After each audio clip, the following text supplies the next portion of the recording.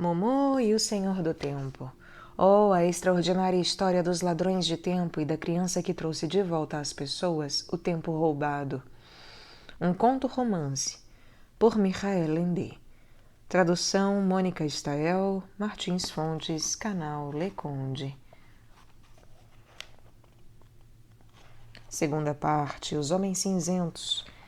Capítulo 8. Muitos sonhos e algumas ideias. No fim da tarde chegaram Gigi e Beppo. Encontraram Momô sentada à sombra do muro, ainda meio pálida e aflita. Sentaram-se então junto dela e, preocupados, perguntaram o que ela tinha. Momô, hesitante, começou a contar o que havia acontecido. Acabou repetindo palavra por palavra toda a conversa com o homem cinzento. Enquanto ouvia, o velho Beppo observava Momô com um ar muito sério e perscrutador. As rugas na sua testa se aprofundaram. Ficou calado, mesmo depois que Momô terminou seu relato. Gigi, ao contrário, ia se agitando à medida que escutava. Seus olhos começaram a brilhar, como acontecia quando se entusiasmava com uma de suas histórias. Agora, Momô, disse ele, pondo a mão no ombro da menina, chegou a nossa hora. Você descobriu uma coisa que ninguém sabia direito o que era. Vamos poder salvar não só os nossos velhos amigos, mas a cidade inteira. Só nós três, eu, Beppo e você. Dizendo isso, ele se ergueu de um pulo e estendeu os braços. Estava imaginando uma imensa multidão à sua frente, aclamando-o como libertador. Ótimo, respondeu Momô meio desnorteada. Mas como vamos fazer isso? Ah, como assim? Perguntou Gigi meio irritado. Eu quero saber como vamos fazer para derrotar os homens cinzentos, esclareceu Momô. Pois é, retrucou Gigi. Por enquanto, é claro que também não sei exatamente. Vamos ter que refletir, mas uma coisa é evidente. Agora que sabemos que eles existem e como agem, precisamos combatê-los. A não ser que você tenha medo. Momô balançou a cabeça timidamente. Acho que eles não são pessoas como as outras. O homem que esteve comigo parecia meio diferente. E o frio é terrível. Se eles são muitos, devem ser mesmo perigosos. Tenho medo, sim. Ora, bobagem! Gritou Gigi entusiasmado.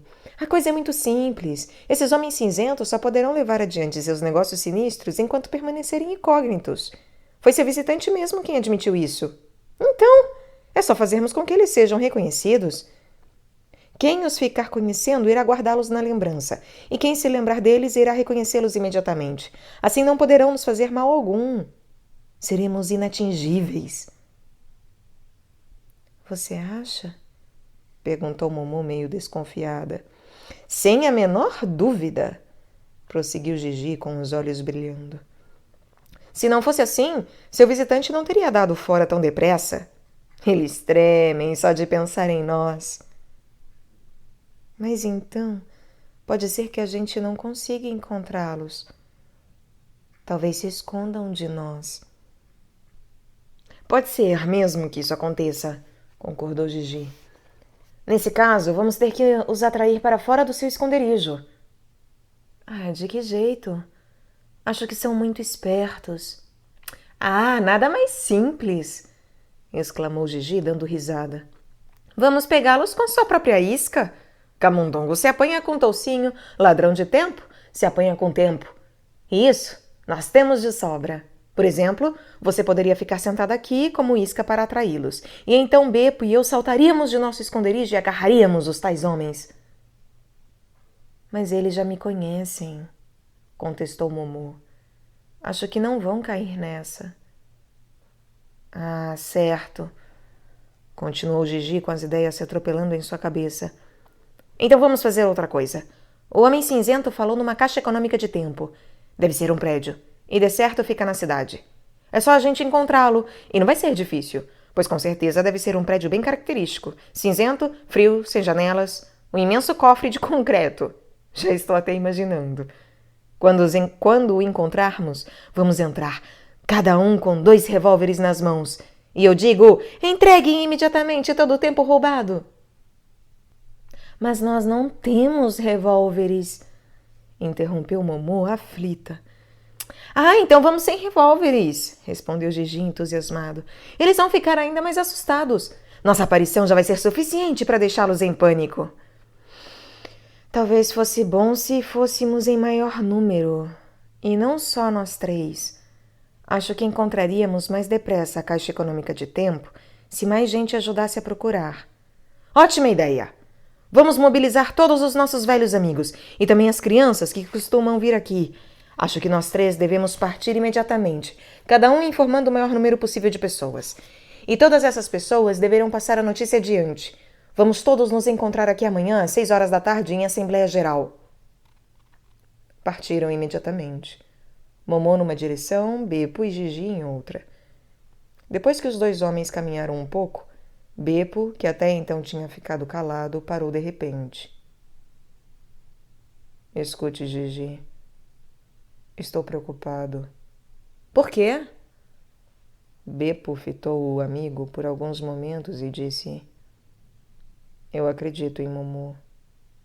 E daí? Indagou Gigi surpreso. Quer dizer, acredito que é verdade o que Momô nos contou. Certo, e daí? Voltou a perguntar Gigi sem entender o que Beppo estava querendo. Sabe, se o que Momô contou é verdade mesmo, precisamos pensar muito bem no que vamos fazer. Se estamos realmente lidando com um bando de criminosos, não podemos enfrentá-los assim, sem mais nem menos. Se simplesmente os desafiarmos, Momô poderá ficar numa situação difícil. Não estou preocupado com você nem comigo. Mas se envolvermos crianças no caso, elas estarão correndo perigo. Precisamos refletir muito bem antes de agir. Ora, que bobagem! Exclamou Gigi rindo. Você está sempre preocupado com alguma coisa. É claro que quanto mais gente tivermos conosco, melhor. Acho que você não está acreditando que é verdade o que Momô contou, retrucou Beppo muito sério. Depende do que você entende por verdade, respondeu Gigi. Você não tem imaginação, Beppo. O mundo todo é apenas uma grande história, e todos nós participamos dela. Seja como for, acredito em tudo que Momô nos contou, tanto quanto você. Beppo não tinha o que responder, mas as palavras de Gigi não afastaram seus receios. Os 2 se separaram, saindo um para cada lado para avisar todos os amigos e todas as crianças sobre a reunião do dia seguinte. Gigi ia de coração leve, Beppo de coração pesado. Naquela noite, Gigi sonhou com sua futura fama de libertador da cidade. Viu a si mesmo de fraque, Beppo de casaca e Momô com um vestido de seda branca. Os 3 receberam medalhas de ouro e coroas de louro de uma comissão de cidadãos. Soou uma música triunfal e a cidade organizou, em homenagem aos seus salvadores, um longo cortejo à luz de tochas, mais magnífico do que jamais se tinha visto. Enquanto isso, o velho Beppo estava deitado na cama, sem conseguir dormir. Quanto mais refletia sobre o assunto, mais claro lhe parecia o perigo. Naturalmente não podia deixar Momô e Gigi se arriscarem sozinhos. Estaria junto com eles para o que desse e viesse, mas precisava pelo menos tentar detê-los. No dia seguinte, às 6 horas da tarde, nas ruínas do antigo anfiteatro, ressoavam gritos entusiasmados e o burburinho de muitas vozes. Infelizmente, os amigos adultos de Momô não tinham comparecido, com exceção de Gigi e Beppo, é claro. Mas ali estavam 50 ou 60 crianças, vindas de perto e de longe, ricas e pobres, bem comportadas e travessas, grandes e pequenas. Algumas, como Maria, traziam pela mão ou no colo um irmão ou uma irmãzinha, que de olhos arregalados e dedo na boca, observava aquela reunião extraordinária. Naturalmente Franco, Paulo e Máximo estavam lá, e as outras crianças eram quase todas as que tinham começado a frequentar o anfiteatro nos últimos tempos. Estavam especialmente interessadas no assunto em discussão. O menino do rádio também apareceu, mas desta vez sem o rádio. Sentou-se ao lado de Momô e logo foi dizendo que se chamava Cláudio e que estava muito feliz por participar da reunião. Quando ficou claro que não chegaria mais ninguém, Gigi Guia levantou-se e, com gestos largos, pediu silêncio. As vozes e gritos cessaram, e no anfiteatro de pedra fez-se um silêncio cheio de expectativa. Amigos, começou Gigi em voz alta, vocês todos sabem mais ou menos do que se trata. Já foram informados ao serem convidados para a nossa Assembleia Secreta. O que acontece é que cada vez mais pessoas têm tido menos tempo, apesar de tentarem economizar tempo de todas as maneiras possíveis. Mas vejam, justamente esse tempo poupado acaba sendo perdido. Por quê? Pois foi isso que Momô descobriu. Esse tempo tem sido literalmente roubado por um bando de ladrões de tempo. Precisamos da ajuda de vocês para acabar com essa organização gélida de criminosos. Se todos estiverem dispostos a colaborar, poderemos acabar de uma vez com esse fantasma que se abateu sobre todo o mundo. Vocês não acham que vale a pena lutar por essa causa?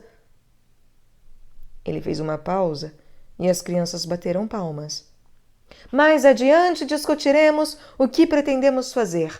Primeiro, porém, Momô vai contar o encontro que teve com um desses bandidos e como ele próprio se desmascarou. Um momento, disse o velho Bepo, levantando-se. Ouçam, crianças. Sou contra Momô falar. Não vai dar. Se ela falar, estará correndo um grande perigo, assim como todas vocês. Nada disso! Momô deve falar! Gritaram as crianças. Outras vozes se ergueram e, por fim, todos bradavam em coro: Momô, Momô, Momô. O velho Bepo sentou-se, tirou os óculos e esfregou os olhos. Momô levantou-se atordoada.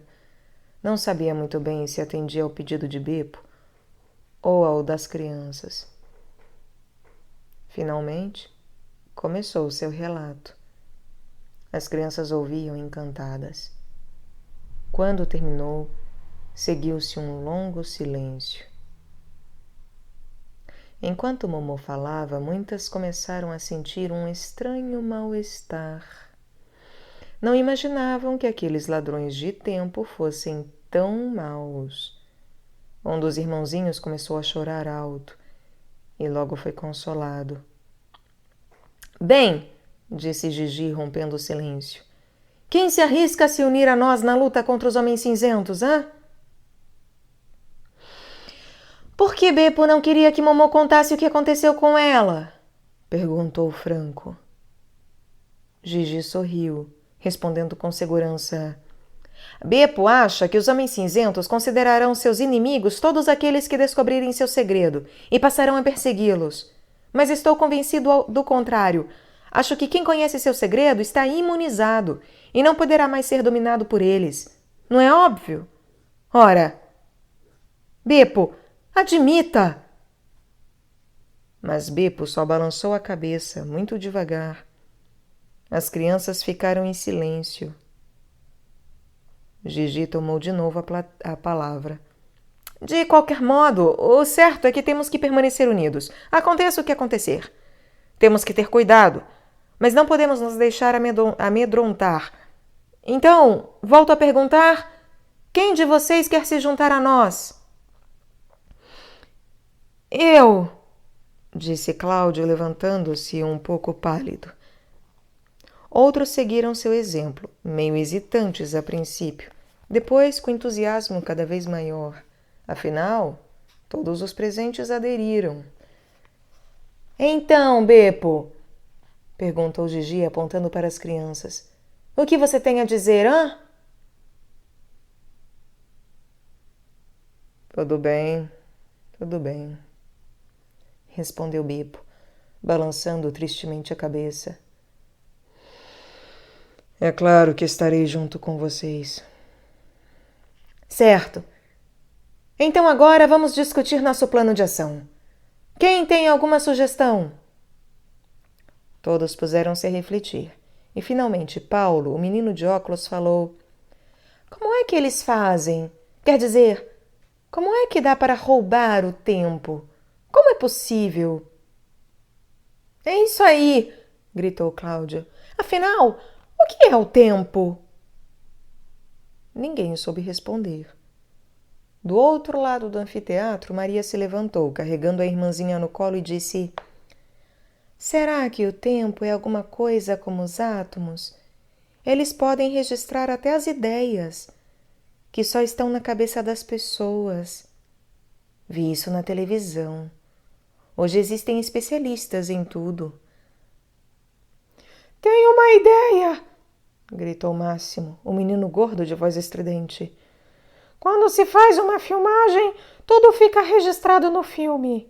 E quando se faz uma gravação de som, tudo fica registrado na fita. Talvez exista um aparelho para registrar o tempo. Se descobrirmos onde ele está, é só fazermos a fita voltar para trás e teremos o tempo de volta. De qualquer modo, disse Paulo, ajeitando os óculos em cima do nariz, antes de mais nada, temos que procurar um cientista para nos ajudar. Caso contrário, não vamos conseguir nada. Vocês, seus cientistas, exclamou Franco, não daria para confiar. Suponhamos que a gente ache um cientista que conheça tudo sobre o assunto. Como vamos saber se ele não está a serviço dos ladrões de tempo? Aí sim ficaríamos numa enrascada. A objeção pareceu válida. Nisso, uma menina, visivelmente bem educada, levantou-se e falou: Acho que o melhor é ir à polícia e contar tudo. Ah, só faltava essa! O que a polícia vai poder fazer? Protestou Franco. Não se trata de ladrões comuns. Ou a polícia já os conhece há muito tempo e não consegue fazer nada, ou ela não sabe de nada e, portanto, é incompetente. É isso que eu acho. Seguiu-se um silêncio de impotência. Mas temos de fazer alguma coisa, disse Paulo afinal. E tem que ser o mais depressa possível, antes que os ladrões fiquem sabendo dos nossos planos. Novamente, Gigi levantou-se e começou a falar. Meus queridos amigos, já examinei a questão a fundo. Já formulei centenas de planos e deixei todos de lado, até encontrar um capaz de atingir o nosso alvo. Se todos ajudarem, é claro. Eu só quis saber se alguns de vocês teriam alguma ideia melhor. Pois bem, agora vou dizer o que vamos fazer. Ele se calou por um momento e seu olhar percorreu demoradamente toda a volta do anfiteatro. Mais de 50 rostos de criança o fitavam. Havia muito tempo não contava com uma assistência tão numerosa. Como vocês sabem, a força dos homens cinzentos está no fato de poderem agir em segredo, sem serem reconhecidos. Portanto, o meio mais simples e eficaz para torná-los inofensivos é cada um conhecer a verdade a respeito deles. Como conseguir isso? Faremos uma imensa manifestação pública de crianças. Vamos pintar faixas e cartazes e desfilar pelas ruas. Vamos chamar a atenção da opinião pública. Então, convidaremos toda a cidade para vir a este anfiteatro para explicarmos tudo. Isso provocará uma grande agitação. Milhares de pessoas virão até aqui e, quando a imensa multidão estiver reunida, revelaremos o terrível segredo. Então, no mesmo instante, o mundo se transformará. Não será mais possível roubar o tempo de ninguém. Cada um terá o tempo que quiser, pois novamente haverá tempo suficiente para todos. Seremos capazes disso, meus amigos, Se trabalharmos unidos, basta querer. Será que nós queremos? A resposta foi uma enorme aclamação de júbilo. Concluindo, declaro que resolvemos, por unanimidade, convidar a cidade inteira para vir ao velho anfiteatro no próximo domingo à tarde. Até lá, temos de conservar o mais absoluto segredo quanto ao nosso plano. Entendido? Agora, meus amigos, mãos à obra! Naquele dia e nos dias que se seguiram, uma atividade secreta, mas febril, tomou conta das ruínas. Surgiram potes de tinta, pincéis, papel, papelão, cola e todos os outros materiais necessários. É melhor não perguntar como e de onde surgiu tudo aquilo. Enquanto algumas crianças montavam cartazes e faixas, outras que tinham boa letra imaginavam e escreviam frases que chamassem a atenção, como, por exemplo, poupar tempo para quem? Por que vocês não têm mais tempo? Nós, as crianças, lhes diremos. Por favor, venham à grande reunião, próximo domingo, às 6 horas, no velho anfiteatro. Venham domingo ao anfiteatro. Seus filhos gritam alto, roubaram seu tempo. É um assalto. Atenção, muito importante. Trata-se do seu tempo. Onde está ele? Eis o grande segredo. Mas nós vamos te contar. Domingo às 6. Todos os cartazes anunciavam a hora e o lugar do encontro. Finalmente, quando tudo ficou pronto, as crianças se colocaram a postos no anfiteatro, tendo à frente Gigi, Bepo e Mumu. Então, numa longa fila, dirigiram-se para a cidade, empunhando os cartazes e as faixas. Ao mesmo tempo, iam fazendo um barulhão com apitos e tampas de panelas, gritavam as frases e entoavam uma canção especialmente composta por Gigi para a oportunidade. Ouçam todos com atenção, está na hora de acordar. Por aí tem muito ladrão que seu tempo quer roubar. Ouçam todos com atenção, domingo às 6 da tarde. Compareçam à nossa reunião, pois vamos contar a verdade. A canção tinha muito mais estrofes, 28 ao todo. Mas não é preciso apresentar todas aqui. A polícia interferiu algumas vezes para dispersar os manifestantes, quando a passeata interrompia o trânsito. Mas as crianças não se deixavam desanimar. Voltavam a se reunir em outro lugar e começavam tudo de novo. Fora isso, nada aconteceu com elas, e apesar de se manterem vigilantes, não conseguiram descobrir nenhum homem cinzento. Outras crianças, que até então não sabiam de nada, foram se juntando à manifestação, e no fim elas já eram muitas centenas, ou até milhares. Por todos os lados da cidade havia crianças desfilando pelas ruas, em longas procissões, convidando os adultos para a importante assembleia que iria mudar o mundo. Capítulo 9. Uma reunião boa que não se realiza, uma reunião má que se realiza. A grande hora passou. Passou e nenhum convidado apareceu. Justo os adultos, os maiores interessados no assunto, nem tinham notado a passeata das crianças.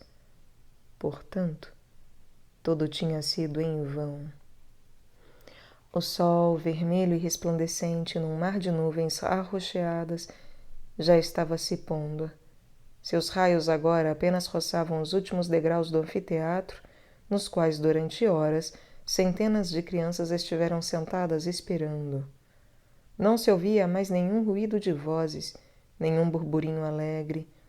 Todas estavam tristes e silenciosas. As sombras alongavam-se rapidamente. Logo escurecia. As crianças começavam a tiritar, pois o tempo esfriara. O relógio de uma igreja distante bateu 8 vezes. Não havia mais nenhuma dúvida de que tudo fracassara. As primeiras crianças começaram a se levantar e ir embora em silêncio, e logo foram seguidas por outras. Ninguém dizia uma palavra. A decepção era grande demais. Afinal, Paulo chegou perto de Mumu e disse: Não adianta esperar mais, Mumu. Não vem ninguém mesmo? Boa noite. E ele foi embora. Depois Franco se aproximou e disse: Não podemos fazer nada. Já deu para ver que não se pode contar com os adultos. Aliás, eu já não confiava muito neles e agora então não quero mais saber de gente grande. Também ele foi embora. E outros o seguiram. Por fim, quando escureceu totalmente, as últimas crianças perderam as esperanças e se foram. Momô ficou só com Beppo e Gigi. Após alguns instantes, o velho varredor de rua levantou-se. Você também já vai? Perguntou Momô. Eu preciso ir. Tenho que fazer hora extra. Mas à noite? É. Puseram a gente para descarregar lixo no depósito. Preciso ir para lá. Mas hoje é domingo. E você nunca teve de fazer isso antes. Pois é. Mas disseram que é só excepcionalmente, pois senão não iam conseguir terminar o serviço. Falta de pessoal, essas coisas. Que pena, suspirou Momô. Gostaria que você ficasse aqui hoje. Também não estou gostando de ter que ir embora, disse Beppo. Então, boa noite e até amanhã. Ele montou na sua velha bicicleta e sumiu na escuridão. Gigi assobiava para si mesmo uma música melancólica.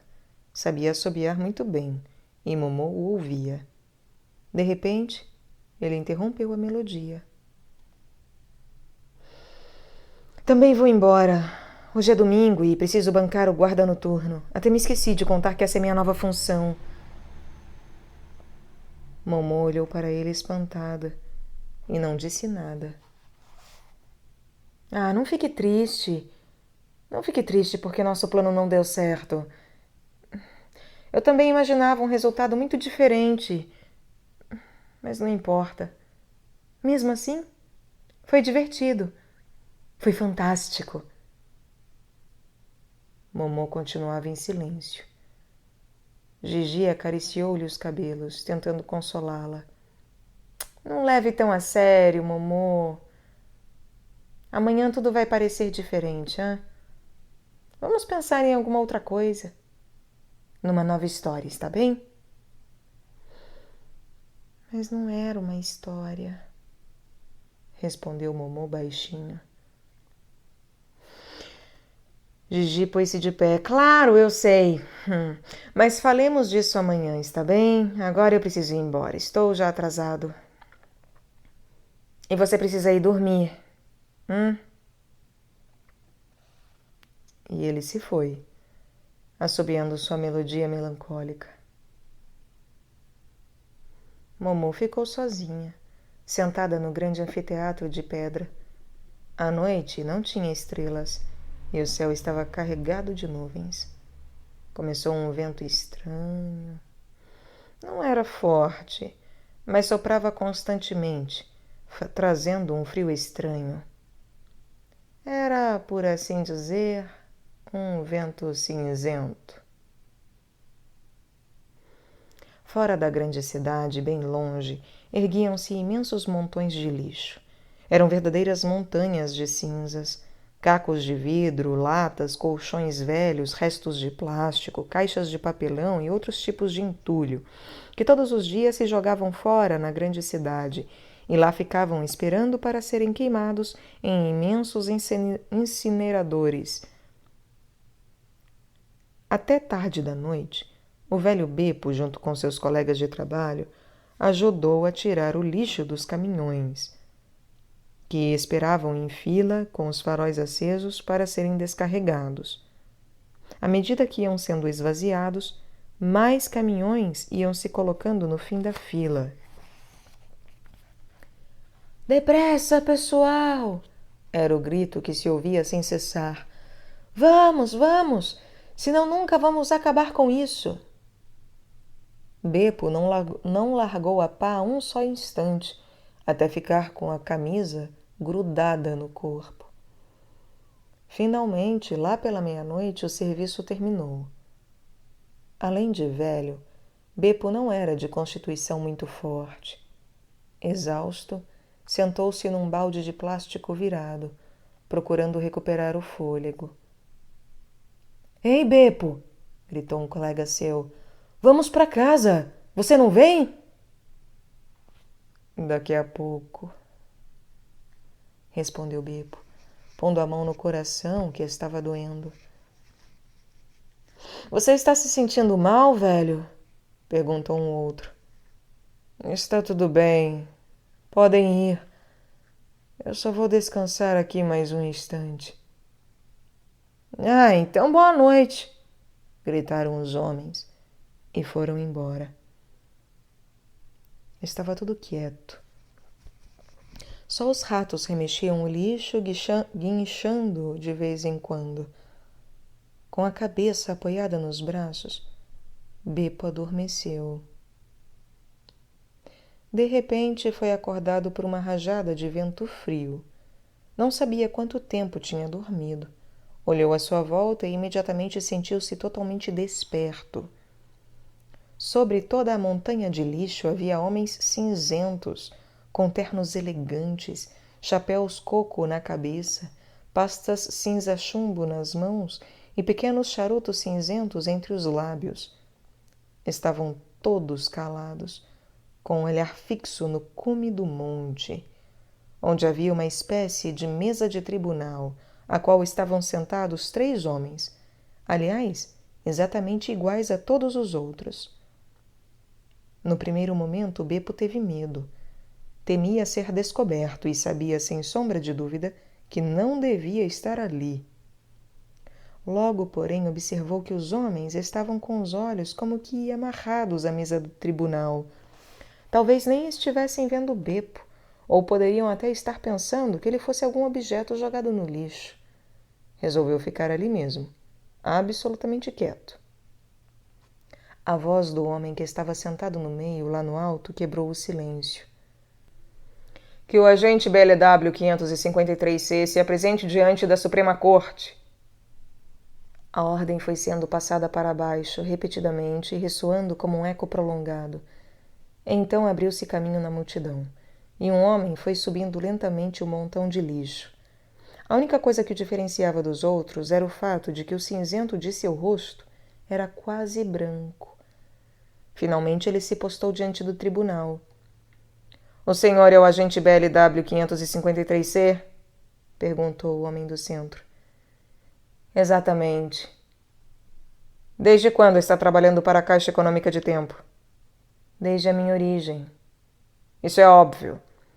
Poupe-se dessas observações desnecessárias. Quando o senhor se originou? Há 11 anos, 3 meses, 6 dias, 8 horas, 32 minutos e, nesse exato momento, 18 segundos. Embora esse diálogo se realizasse em voz muito baixa e bem longe de onde ele estava, o velho Beppo não perdia uma palavra. O homem do meio continuou o interrogatório. O senhor está ciente de que as crianças dessa cidade, em número considerável, desfilaram carregando faixas e cartazes por toda parte, e até mesmo conceberam um monstruoso plano de convidar a cidade inteira para uma assembleia na qual pretendiam fazer revelações a nosso respeito? Estou ciente disso, respondeu o agente. E como explica que essas crianças saibam da nossa existência e de nossas atividades, hein? Prosseguiu o juiz implacável. Não consigo encontrar uma explicação. Mas se me for permitida uma observação, gostaria de sugerir a esta Suprema Corte que não dê ao episódio importância maior do que ele teve. Uma infantilidade sem consequências, nada mais do que isso. Além disso, peço à Corte que lembre o quanto foi fácil fazermos a Assembleia planejada fracassar, simplesmente não dando tempo às pessoas para comparecerem. Mesmo que a reunião tivesse se realizado, estou certo de que as crianças nada teriam a revelar além de uma historinha infantil sobre assaltantes. Na minha opinião, deveríamos ter deixado a Assembleia se realizar para que o réu se cale! Interrompeu severamente o homem do tribunal. O senhor sabe onde se encontra? O agente se encolheu um pouco e limitou-se a responder. Sim. O Senhor não está diante de uma corte humana, mas perante seus semelhantes. Sabe perfeitamente que é impossível nos enganar. Por que tenta fazê-lo, hã?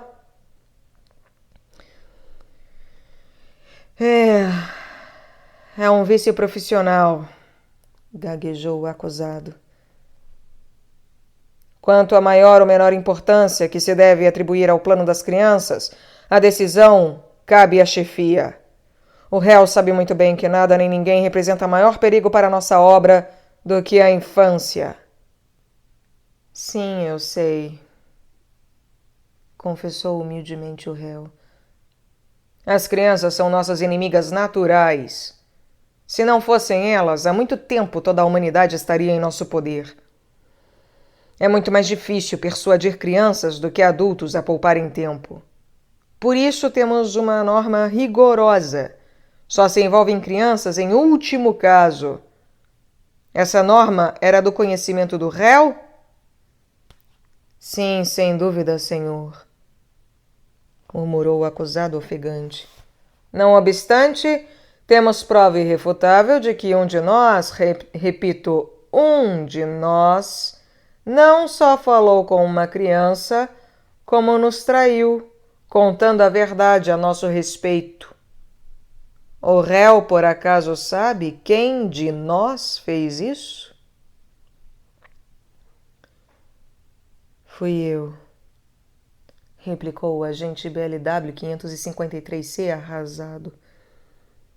E por que razão o senhor transgrediu uma das nossas normas mais rigorosas?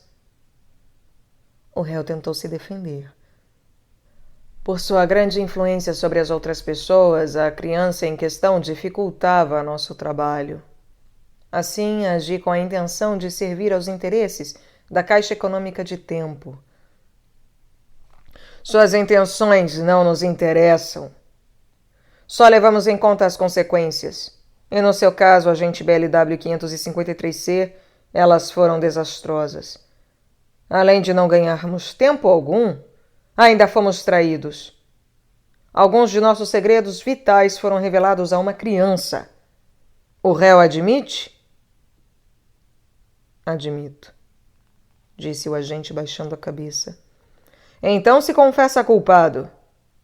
Sim, mas peço à Suprema Corte que leve em consideração as circunstâncias atenuantes. Fiquei, na verdade, como que enfeitiçado.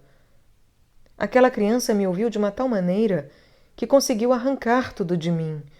Eu não consigo explicar como aconteceu, mas juro que foi assim. Suas desculpas não nos interessam. Para nós, circunstâncias atenuantes não têm valor algum. Nossas normas são invioláveis e não fazemos exceção. Contudo, passaremos a dar um pouco de atenção a essa criança notável. Como é seu nome? Momô. Menino ou menina? Menina. Residência? As ruínas de um velho anfiteatro. Bem, disse o juiz, escrevendo tudo no seu caderninho de anotações. O réu pode ter certeza de uma coisa. Essa criança não nos prejudicará mais. Utilizaremos todos os recursos. Que isso lhe traga algum consolo quando proferirmos a sentença que o espera. O acusado começou a tremer. Qual é a sentença? Murmurou ele. Os 3 homens do tribunal inclinaram-se um para o outro, cochicharam alguma coisa, balançaram a cabeça afirmativamente. O do meio voltou a se dirigir ao acusado, declarando: O veredito unânime que recai sobre o agente BLW 553C é o seguinte: o réu é considerado culpado por crime de alta traição. Ele próprio admitiu sua culpa. A sentença determinada por nossa lei é que lhe seja imediatamente retirado todo o tempo. Piedade! Piedade! Clamou o réu. Mas 2 homens cinzentos que estavam de pé a seu lado já lhe arrancavam a pasta cinza chumbo das mãos e o charuto da boca. Então, aconteceu algo extraordinário. Assim que lhe tiraram o charuto, o acusado começou a se tornar cada vez mais transparente. Também seus gritos foram se enfraquecendo. Ele ficou ali, cobrindo o rosto com as mãos, literalmente se dissolvendo em nada. Acabou se transformando num punhado de cinzas, redemoinhando ao vento. E, finalmente, também estas sumiram. Todos os homens cinzentos, juízes e assistentes, foram se afastando em silêncio. A escuridão os engoliu e só restou o vento cinzento gemendo sobre o lúgubre monte de lixo, sobre o lúgubre montão de lixo. Bepo Varredor permaneceu sentado, imóvel, fitando o ponto em que o agente BLW 553C havia desaparecido. Tinha a sensação de que havia se congelado e agora estava degelando aos poucos. Vira com os próprios olhos que os homens cinzentos de fato existiam. Quase na mesma hora, o relógio da igreja distante bateu meia-noite. A pequena Momô achava-se ainda nos degraus de pedra do anfiteatro. Estava esperando, mas ela mesma não sabia o quê. Só tinha a sensação de que devia esperar. Por isso, ainda não conseguira se resolver a ir para a cama. De repente, sentiu alguma coisa roçar levemente seus pés descalços. Estava muito escuro. A menina inclinou-se para a frente e viu uma grande tartaruga com a cabeça erguida, olhando para ela, com a boca entreaberta, num sorriso. Seus olhinhos pretos e vivos brilhavam amavelmente, como se estivesse querendo conversar. Momô se inclinou mais e afagou-a sob o queixo. Oi, quem é você? Seja quem for, estou contente que pelo menos você tenha vindo me visitar, tartaruga. O que quer de mim? Momô não sabia se não havia notado antes ou se só naquele instante tinha se tornado visível as letras que apareciam nas costas da tartaruga, ligeiramente luminosas, como se fossem formadas pelo desenho de sua carapaça. Venha comigo, soletrou Momô devagar. Espantada, a menina perguntou, isso é para mim? Mas a tartaruga já saíra caminhando. Parou um pouco adiante, virou a cabeça e voltou a olhar para a menina. É para mim mesmo, pensou Momô. Então ela se levantou e foi atrás do misterioso animal. Pode ir andando que eu a acompanho, disse baixinho. Passo a passo, a menina seguiu a tartaruga, que lentamente, muito lentamente, conduziu-a para fora do anfiteatro de pedra e depois tomou o rumo da grande cidade.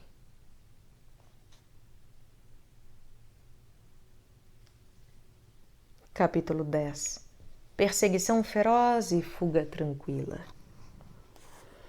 Bepo montou na velha bicicleta e saiu noite afora. Pedalava o mais depressa que podia. As palavras do juiz cinzento ainda ressoavam em seus ouvidos. Passaremos a dar um pouco de atenção a essa criança notável. O réu pode ter certeza de uma coisa. Essa criança não nos prejudicará mais. Utilizaremos todos os recursos. Não havia dúvida. Momô corria grande perigo. Precisava encontrá-la imediatamente e preveni-la contra os homens cinzentos. Protegê-la, embora não soubesse como. Contudo, haveria de encontrar um jeito. Bepo pôs mais força no pedal. Seu cabelo branco esvoaçava ao vento. O anfiteatro ainda estava longe. As ruínas brilhavam à luz dos faróis de uma frota de elegantes carros cinzentos que a cercavam por todos os lados.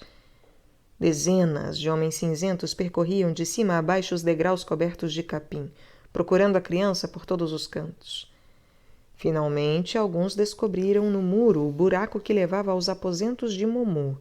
Entraram por ele e olharam embaixo da cama e até dentro do pequeno fogão de pedra. Depois saíram, sacudindo a poeira dos elegantes ternos cinzentos. — O pássaro bateu asas, disse um deles. — É um absurdo crianças saírem perambulando por aí à noite em vez de ficarem quietinhas na cama, disse um outro. Não estamos gostando nada dessa história, declarou um terceiro. Até parece que ela foi avisada a tempo por alguém. Impossível! Para que alguém tivesse dado o aviso, seria preciso saber das nossas intenções antes mesmo de nós, disse o primeiro. Os homens cinzentos se entreolharam alarmados. Se alguém de fato a preveniu, não deve nem mais estar por perto. Então continuar procurando aqui seria perda de tempo, observou preocupado o terceiro. Tem alguma sugestão melhor?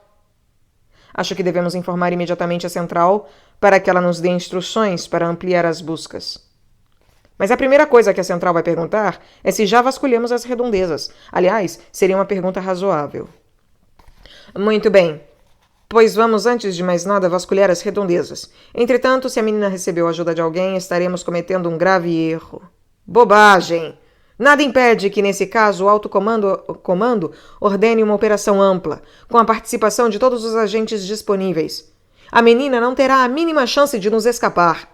Agora, mãos à obra, cavalheiros. Todos sabem o que está em jogo. Naquela noite, muitos moradores da vizinhança não entenderam por que não cessava o barulho de carros passando.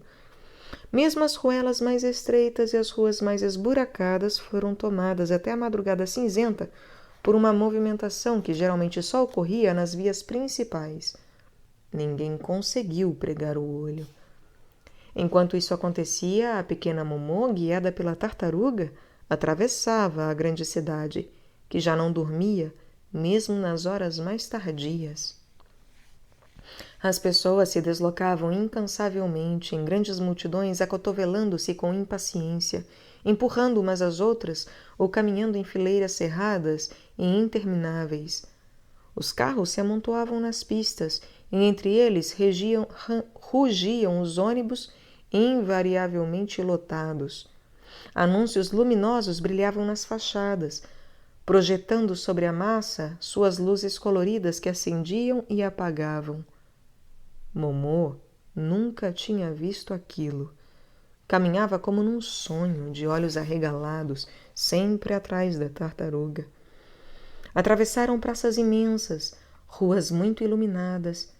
Carros vinham por trás delas e as ultrapassavam.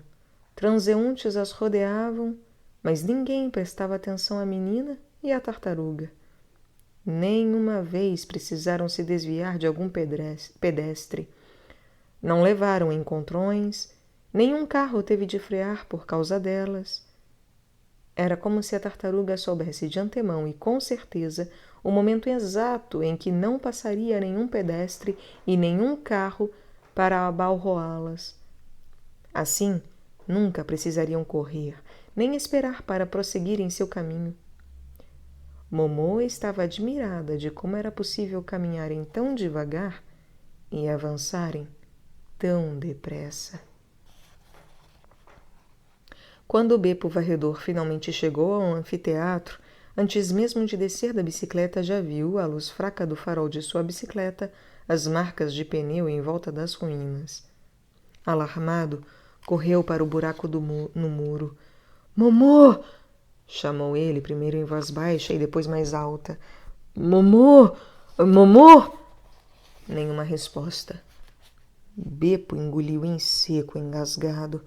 Entrou no quarto de Momô, escuro como breu, tropeçou e torceu o tornozelo. Com a mão trêmula, conseguiu riscar um fósforo e olhar à sua volta. A mesinha e as duas cadeiras feitas de caixotes estavam de pernas para o ar. O colchão e as cobertas tinham sido revirados. E Momô não estava lá. Beppo mordeu os lábios, sufocando um soluço, que por um momento pareceu que ia lhe arrebentar o peito. Meu Deus! Levaram a menina! Já levaram minha menininha! O que vou fazer agora? Nesse momento, o fósforo começou a queimar seus dedos e ele o jogou fora, ficando em completa escuridão. Voltou a sair pelo buraco do muro, o mais rápido possível, e foi pulando com um pé só, por causa do tornozelo machucado, até a bicicleta. Então, saiu pedalando. Gigi tem que entrar nessa, foi repetindo para si mesmo. Gigi tem que entrar nessa. Tomara que eu consiga encontrar a cabana onde ele costuma dormir. Beppo sabia que Gigi ultimamente estava ganhando um dinheiro extra, passando as noites de domingo numa pequena oficina de conserto de automóveis, que era também depósito de carros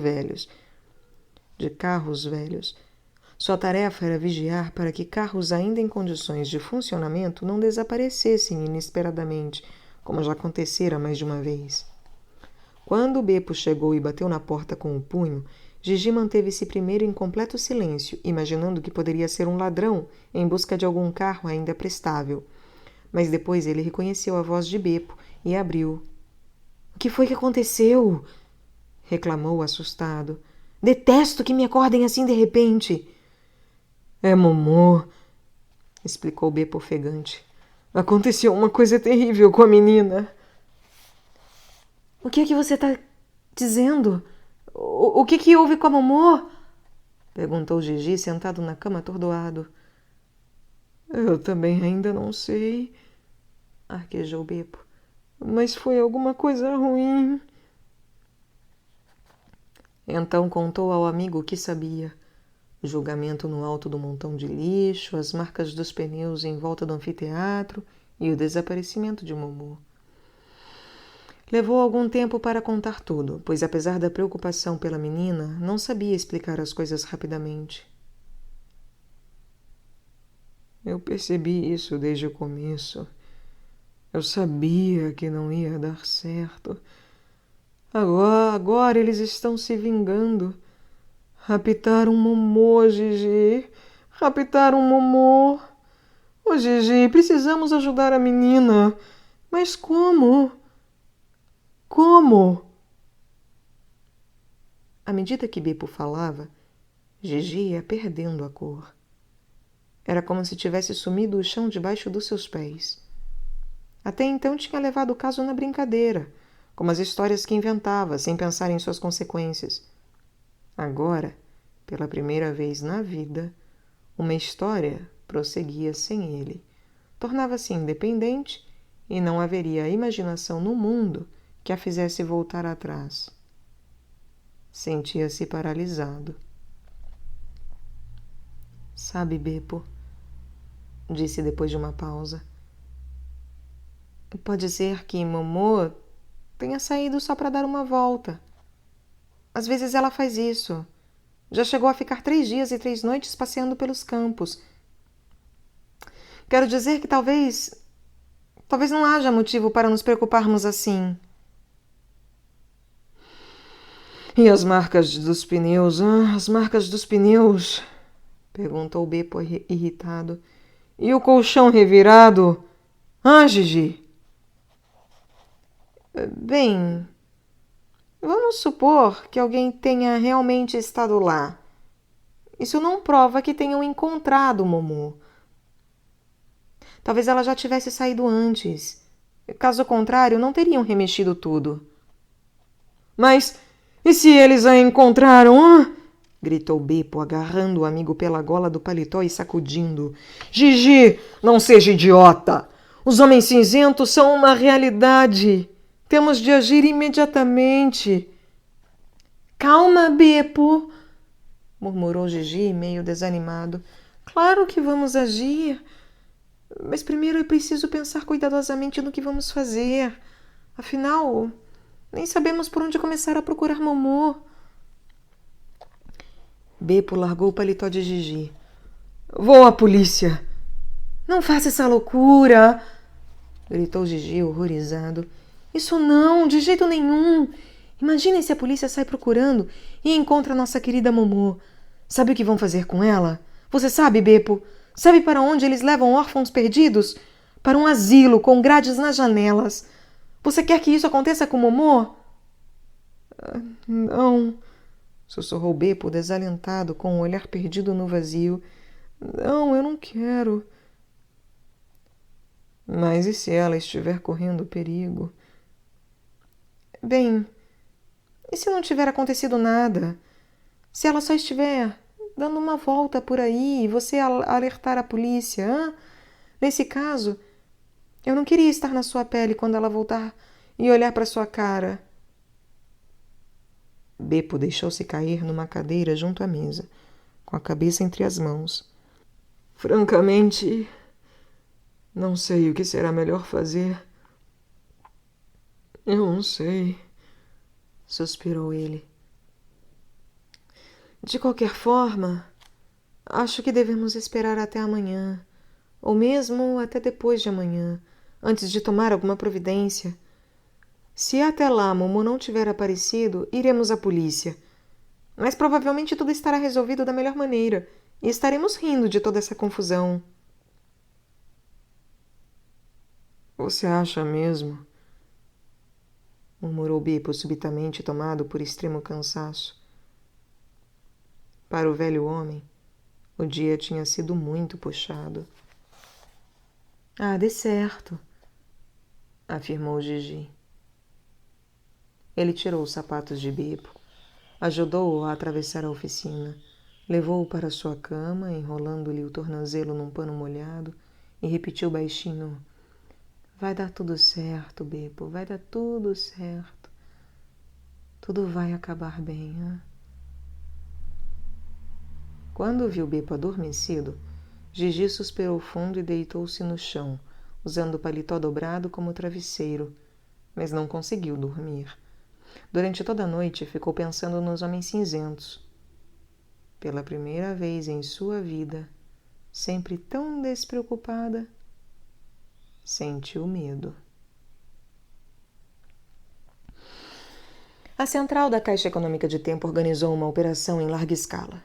Vários agentes da grande cidade receberam ordens de interromper o que estivessem fazendo para se dedicar inteiramente à procura de Momo. Todas as ruas se encheram de vultos cinzentos. Alguns se instalaram nos telhados, outros rastejavam pelos encanamentos de esgoto, outros ainda vigiavam discretamente as estações ferroviárias e os aeroportos, os ônibus e os bondes. Em suma, estavam por toda parte, mas não encontraram Momo. Escute, tartaruga, afinal, para onde você está me levando? Perguntou Momo a certa altura. Naquele momento, as duas atravessaram um escuro pátio interno. Não tenha medo. Foi a resposta que apareceu na carapaça da tartaruga. Eu não estou com medo, disse Momo depois de soletrar aquelas palavras. Mas ela dizia aquilo mais para si mesma, para se encorajar, pois na verdade estava meio assustada. O caminho pelo qual a tartaruga conduzia tornava-se cada vez mais estranho e tortuoso. Já haviam atravessado parques, pontes, túneis, portões, grandes vestíbulos e, por vezes, até passagens subterrâneas. Se Momo soubesse que um verdadeiro exército de homens cinzentos estava no seu encalço, certamente ainda ficaria muito mais atemorizada. Mas disso ela não sabia. Portanto, acompanhava pacientemente a tartaruga, passo a passo, por aquele seu trajeto que parecia tão disparatado. Tal como antes abrira caminho através do tráfego, também agora a tartaruga parecia saber exatamente o momento em que iam surgir os inimigos. Às vezes, os homens cinzentos chegavam a algum lugar apenas um instante depois de elas terem passado. Assim, nunca as encontravam. É uma sorte eu já saber ler tão bem, né? Perguntou a menina inocentemente. Nas costas da tartaruga brilhou como um alerta luminoso a palavra silêncio. Momo não entendeu por quê, mas obedeceu à ordem. 3 vultos escuros passaram bem perto delas. Na região da cidade que estavam percorrendo, as casas tornavam-se cada vez mais cinzentas e pobres.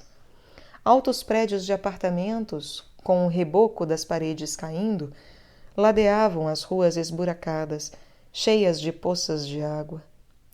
Tudo era sombrio e deserto. A central da Caixa Econômica de Tempo recebera o comunicado de que Momo tinha sido vista. Ótimo! E vocês a capturaram? Não. De repente, foi como se o chão a tivesse engolido. Assim voltamos a perder sua pista. Como é possível? É o que nós também nos perguntamos. Alguma coisa está errada. Onde ela estava a última vez que a viram? Pois é essa a questão. Estava numa região da cidade inteiramente desconhecida para nós. Impossível! Isso não existe, afirmou a central. Ao que tudo indica, existe sim. Como se poderia descrevê-la? É como se fosse uma região situada no limite do tempo, e a menina caminhasse ao longo desse limite. O quê? Gritou a central. Retomem a perseguição! A menina deve ser capturada a qualquer custo, entenderam? Entendemos. Foi a resposta cinzenta à ordem ameaçadora. A princípio, Momô pensou que fosse o amanhecer. Mas aquela luz fora do comum apareceu de repente, no momento exato em que virou a esquina daquela rua.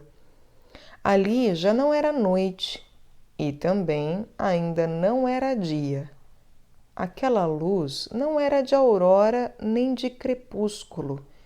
Era uma luz que tornava os contornos extraordinariamente nítidos e claros.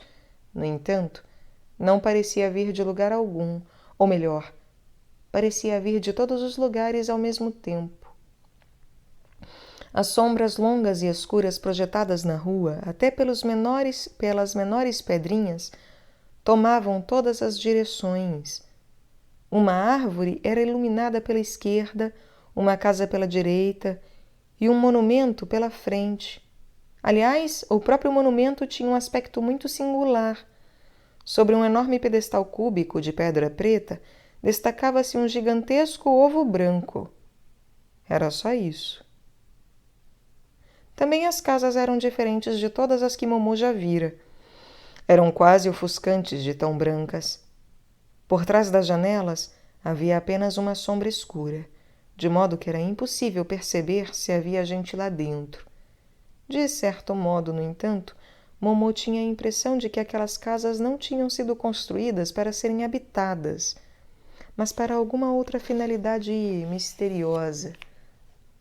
Aquelas ruas estavam totalmente vazias, não só de gente, mas também de cães, pássaros e carros.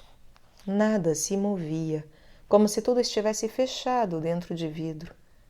Não soprava nem uma brisa. Momô estava admirada por terem chegado até lá tão depressa, embora a tartaruga agora caminhasse mais devagar do que antes. Mais devagar ainda do que antes.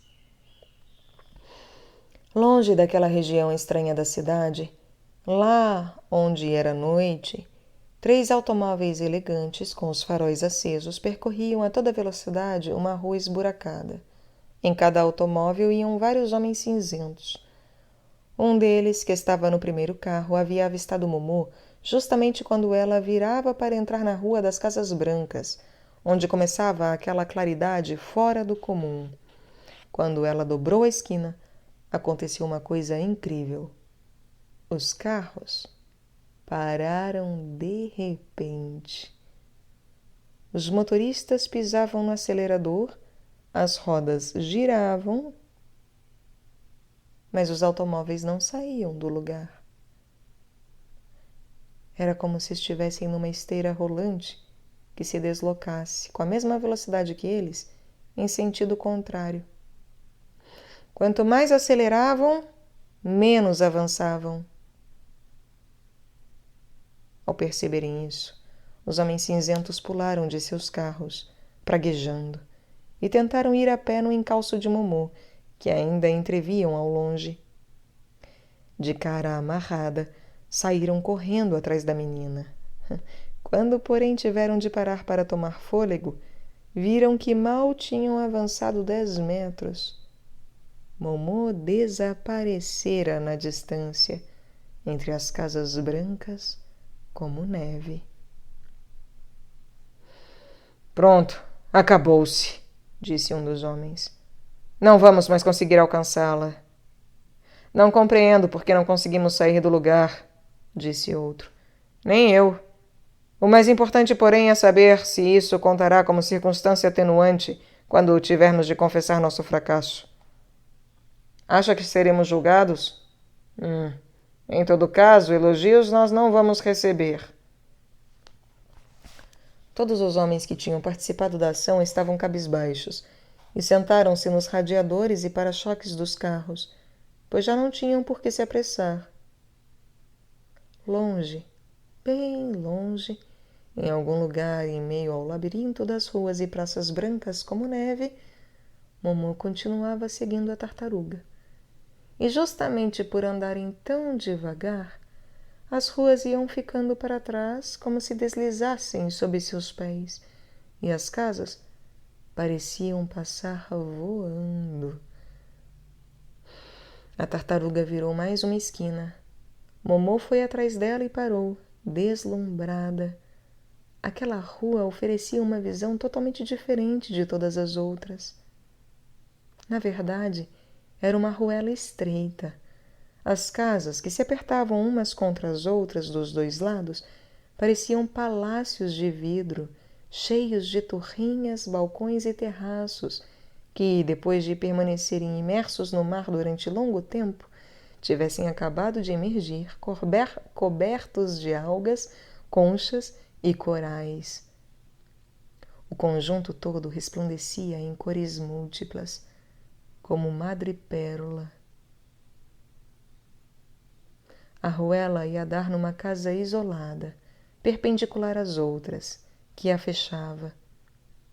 Em seu centro havia uma grande porta verde, toda ornamentada de esculturas.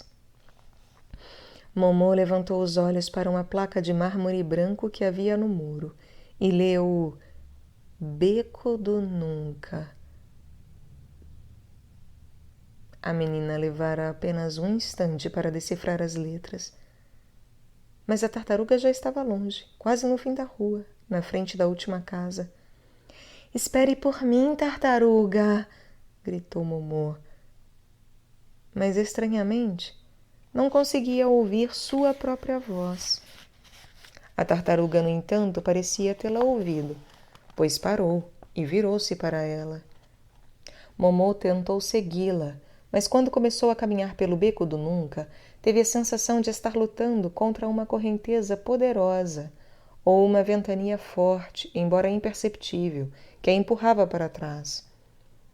Pôs-se de lado para resistir à misteriosa pressão. Tentou avançar agarrando-se às saliências do muro e chegou até a ficar de quatro. Foi inútil. "Não consigo caminhar!" gritou Momô para a tartaruga, que já estava no fim da ruela. "Por favor, me ajude!" A tartaruga foi voltando devagarinho. Quando finalmente chegou perto de Momô, na sua carapaça apareceu a recomendação: "Ande de costas." Momô experimentou. Virou-se e começou a andar de costas.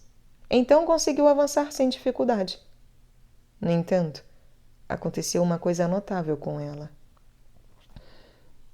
Ao mesmo tempo que caminhava de costas, passou a pensar ao contrário, a respirar ao contrário, a sentir ao contrário. Ou seja, estava vivendo ao contrário. Acabou batendo as costas numa coisa sólida. Virou-se e viu que estava diante da casa que fechava o beco. Assustou-se um pouco, pois, vista de perto, a porta de metal verde, coberta de esculturas, parecia gigantesca. "Será que consigo abrir esta porta?" pensou Momô, duvidando. Mas no mesmo instante as duas imensas folhas se abriram. Momô deteve-se ainda por um momento, pois notou uma placa com uma inscrição logo acima da entrada. A placa, sustentada por um unicórnio branco, trazia a inscrição "Casa de lugar nenhum." Como a menina não sabia ler muito depressa, quando terminou, as duas folhas já iam se fechando devagar. Momô se apressou e ainda conseguiu entrar antes que a porta imensa se fechasse atrás dela, com um leve ruído. Encontrava-se agora num corredor alto, muito longo. À esquerda e à direita, em intervalos regulares, estátuas nuas de homens e mulheres pareciam sustentar o teto. Não havia mais vestígio daquela misteriosa corrente contrária. Momô seguia a tartaruga, que rastejava pelo corredor comprido. No final dele, a tartaruga parou diante de uma portinha, tão pequena que mal dava para a menina entrar. Na carapaça da tartaruga apareceu mais um aviso. Chegamos. Momô ajoelhou-se e viu em cima da portinha, na frente de seu nariz, uma plaquinha com a inscrição Mestre Secundus Minutius Hora.